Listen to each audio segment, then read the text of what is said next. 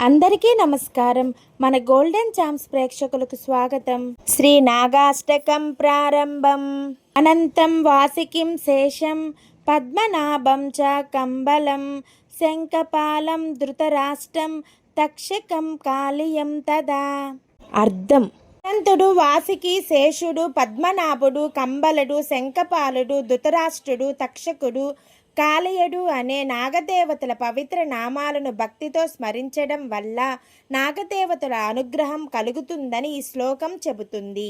ఏతాని నవనామాని నాగానాం చ మహాత్మనాం సాయం ప్రాతః పఠే నిత్యం సర్వ విషభయం హరేత్. ఈ మహాత్ములైన నాగదేవతలు 9 పవిత్ర నామాలను ప్రతిరోజు ఉదయం సాయంత్రం భక్తితో పఠిస్తే విషభయం తొలగిపోతుందని భక్తుల నమ్మకం.